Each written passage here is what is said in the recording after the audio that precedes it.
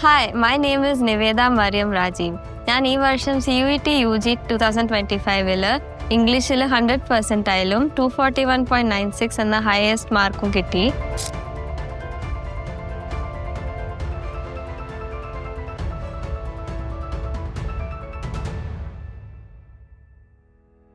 ഞാൻ ഈ വർഷം ഒരു ബോർഡ്സ് എക്സാം കഴിഞ്ഞിട്ട് ഞാനൊരു 2 months ക്രാഷ് കോഴ്സ് പോലെ എടുത്തായിരുന്നു.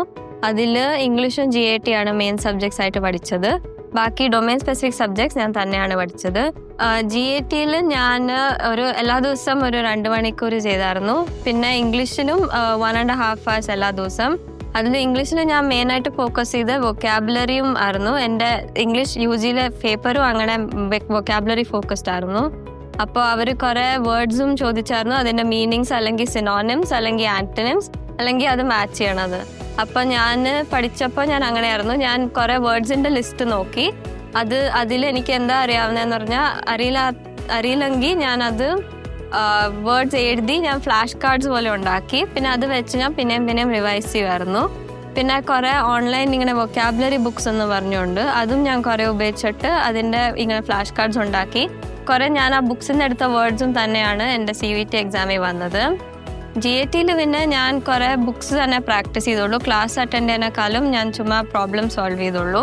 ഡൊമൈൻ സ്പെസിഫിക്കിൽ NCERTയുടെ ആ എക്സാമിൻ്റെ മുമ്പത്തെ ദിവസം ഞാൻ ഡൊമൈൻ സ്പെസിഫിക്കിൻ്റെ ആ ടെക്സ്റ്റ് ബുക്സ് പഠിച്ചായിരുന്നു. സ്മോക്സ് ആ സെയിം ലെവലിലാണ്. അപ്പോൾ എനിക്ക് അറിയാമായിരുന്നു GATയിൽ എനിക്ക് ഇത്രയും മാർക്സ് കിട്ടുള്ളൂ എന്നും ഇംഗ്ലീഷിൽ എനിക്ക് ഉറപ്പായിരുന്നു എനിക്ക് നല്ല മാർക്സും കിട്ടുമെന്ന്. അപ്പോൾ മോക്സ് അങ്ങനെ ഹെൽപ്പ് ചെയ്യും എവിടെയാണ് നിൽക്കണമെന്ന് മനസ്സിലാകാൻ വേണ്ടി. എനിക്ക് റീഡിങ് ചെയ്യാൻ ഭയങ്കര ഇഷ്ടമായിരുന്നു. അപ്പോൾ അതും കൊണ്ട് എനിക്ക് വൊക്കാബുലറിയിൽ കുറേ ഹെൽപ്പ് ഉണ്ടായിരുന്നു. പിന്നെ ഗ്രാമറും അങ്ങനെയൊക്കെ കുറേ ഈ റീഡ് ചെയ്യുമ്പോൾ തന്നെ കുറേ മനസ്സിലാവും. അപ്പോൾ നല്ലോണം റീഡ് ചെയ്യണത് ഇംഗ്ലീഷിൽ ഓൾവേസ് ഒരു വലിയ അഡ്വാൻറ്റേജ് ആണ്. അത് even you can start now reading as well. There is no time to when to start. CUET exam കഴിഞ്ഞിട്ട് ഇനിയും ബാക്കി കിടപ്പുണ്ട്. അത് ഈ കോളേജിലെല്ലാം ഇൻഡിവിജ്വലി അപ്ലൈ ചെയ്യണത്.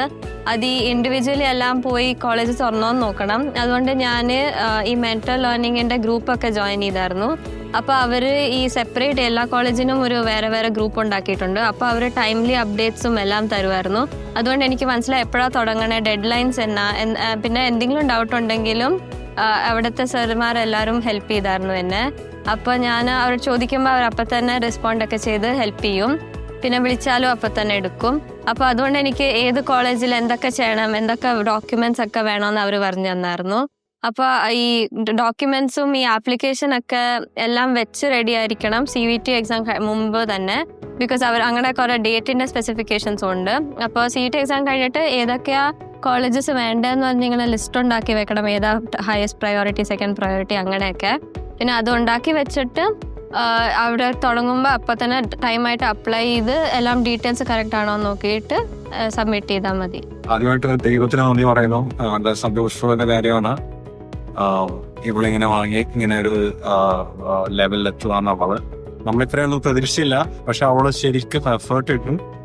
അവള് ഞങ്ങൾ തന്നെ പുറത്തൊക്കെ എവിടെയെങ്കിലുമൊക്കെ പോകുമ്പോൾ അവൾ പലപ്പോഴും ഞങ്ങളോട് വരാറില്ല. സന്തോഷത്തോടുകൂടി ഞാൻ ശരിക്കും ശരിക്കും പഠിക്കാത്തൊരു വ്യക്തിയാണ്. പഴക്കം പുറത്തൊക്കെ ഇടയ്ക്കിട്ടുള്ള വ്യക്തിയാണ്. നമ്മുടെ മകളങ്ങനെ ആയതുകൊണ്ട് വളരെ സന്തോഷമുണ്ട്. അതാണ് അത്ഭുതമെന്ന് തന്നെ എനിക്ക് പറയാനുള്ളത്. അപ്പോൾ അതുകൊണ്ട് അവളും അവളുടെ ഏട്ടനും അതേപോലെ ആ ഒരു കാര്യങ്ങളിൽ വളരെ മിടുക്കരായിരുന്നു. ദൈവത്തിന് നന്ദി. അതോടൊപ്പം അവളോട് തന്നെ പറയാനുള്ളത്, ജീവിതത്തിൽ ടോപ്പറാവുക, ഫസ്റ്റ് ആവുക എന്നൊക്കെയുള്ളത് വളരെ ആവശ്യമുള്ളതുമാണ്, ഭാഗ്യമാണ്, അനുഗ്രഹമാണ്. പക്ഷെ അതിലുപരി ഒരു 40-45 വയസ്സൊക്കെ ആകുമ്പോൾ നിവേദയോടും ചേട്ടനായ ആനത്തിനോടൊക്കെ ചോദിക്കുന്നൊരു ചോദ്യമായി.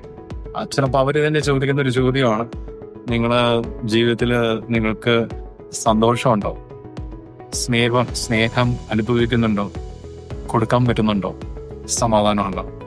അപ്പോൾ നിങ്ങളുടെ വിദ്യാഭ്യാസം, മാർക്ക്, അന്നുണ്ടാകുന്ന നിങ്ങളുടെ സാമ്പത്തിക മെറ്റീരിയലിസ്റ്റിക് കാര്യങ്ങളുള്ളത് മാത്രമല്ല, ഉള്ള ഡിഗ്രി സർട്ടിഫിക്കറ്റ്സ്, ക്വാളിഫിക്കേഷൻ, ജോലി, പദവി, ഇതിനൊക്കെ ഉപരി ഈ ഒരു 3 കാര്യങ്ങളും കൂടെ എല്ലാ മക്കളും അതിനും കൂടെ ആഗ്രഹിക്കട്ടെ എന്നുള്ളത്. സ്നേഹം, സന്തോഷം, സമാധാനം, ഇതും കൂടെ ആഗ്രഹിക്കണമെന്ന് എനിക്ക് പറയാനുള്ളത്. നിങ്ങൾക്ക് നന്ദി പറയുന്നു.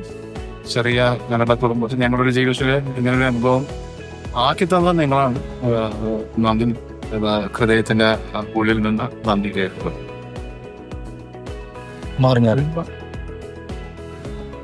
അത് വളരെ സന്തോഷം. ഇങ്ങനെ ഒരിക്കലും പ്രതീക്ഷിച്ചില്ല ഇങ്ങനെ ഒരു മകൾ ടോപ്പറായിട്ട് വന്ന് ഇങ്ങനെ ഇന്റർവ്യൂവിനൊക്കെ ഇരിക്കുന്നു. അവള് ചെയ്ത എന്തും അവള് 100% ഇട്ട് ചെയ്യും. ഒരിക്കലും പുറകെ നടക്കുകയോ പുഷ് ചെയ്യുകയോ ചെയ്യുകയോ ഒന്നുമില്ല.